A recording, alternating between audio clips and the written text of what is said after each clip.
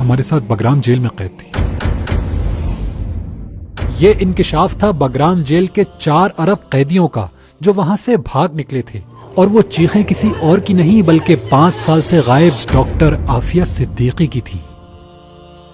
Doctor Aafia Siddiqui ایک بے حد ذہین حافظہ قرآن، امریکہ میں MIT اور برینڈیز یونیورسٹی سے نیورو سائنس میں PhD ڈاکٹر ہیں، جن کے بارے میں ان کے پروفیسر اور امریکہ کی مشہور زمانہ شخصیت نوم چومسکی کا کہنا تھا کہ عافیہ اپنی ذات میں خود ایک ادارہ ہے، یہ جہاں جائے گی تبدیلی لائے گی۔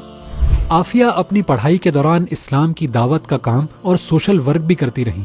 ان کے مقاصد بہت بلند تھے، وہ پاکستان کے نظام تعلیم میں انقلاب برپا کرنا چاہتی تھی۔ اس مقصد کے لیے ڈاکٹر عافیہ ایک نصاب تیار کر چکی تھی جس میں ماڈرن سلیبس سے لے کر تمام مذاہب کا تعارف بھی شامل تھا، جس سے گزر کر طلباء خود اسلام کی حقیقت کو پہچان سکیں۔ ان کے مجوزہ نظام تعلیم میں قرآن کریم اس طرح پڑھایا جاتا کہ تعلیم مکمل ہونے تک قرآن انہیں ترجمہ و تفہیم کے ساتھ یاد ہو چکا ہوتا۔ ڈاکٹر عافیہ کی بلا کی ذہانت، قرآن سے تعلق اور بلند عزائم نے امریکہ ہی میں رہتے ہوئے انہیں مشکوک بنا دیا۔ 2003 میں کراچی پہنچنے پر عافیہ کو ان کے 3 بچوں سمیت اغوا کر لیا گیا اور اگلے 5 سال تک ان کا کچھ معلوم نہ ہو سکا۔ 2008 میں بگرام جیل سے فرار ہونے والے قیدیوں سے معلوم ہوا کہ عافیہ افغانستان کی بدنام زمانہ جیل میں قید ہیں۔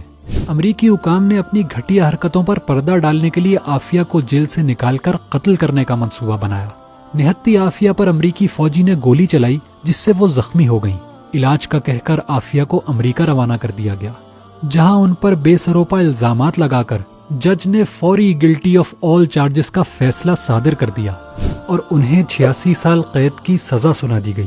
ان کے دونوں بڑے بچے 2010 میں واپس پاکستان بھجوا دیے گئے، جبکہ سب سے چھوٹا بچہ تاحال لاپتہ ہے۔ امریکی جیل میں عافیہ کو کسی قیدی کے برابر حقوق ملتے، نہ ہی میڈیکل اور وزٹ کرنے کی سہولیات دی جاتی۔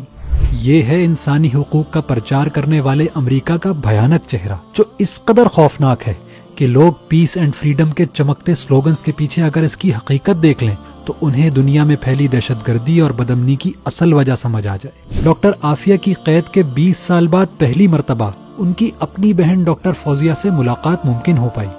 جماعت اسلامی کے سینیٹر مشتاق احمد خان بھی اس ملاقات میں موجود تھے، جنہوں نے بتایا کہ جیل میں تشدد سے ڈاکٹر عافیہ کے دانت ٹوٹ چکے ہیں، جسم اور دماغ لاغر ہو چکا ہے، سر پر چوٹوں کی وجہ سے وہ ٹھیک سے سن بھی نہیں پاتی، خوف و اذیت کی اس کیفیت میں بار بار کہتی جاتی کہ مجھے اس جہنم سے نکالو۔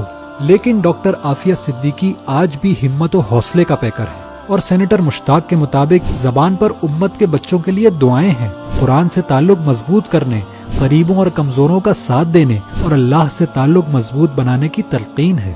ڈاکٹر عافیہ ایک عظیم ماں، صبر و استقامت کا استعارہ، قرآن کی داعیہ، نیکی کو پھیلانے والی مجاہدہ اور باطل کی آنکھوں میں کھٹکنے والا وہ کنکر ہے جس نے پانی میں گر کر دور تک لہریں پھیلا دی ہیں۔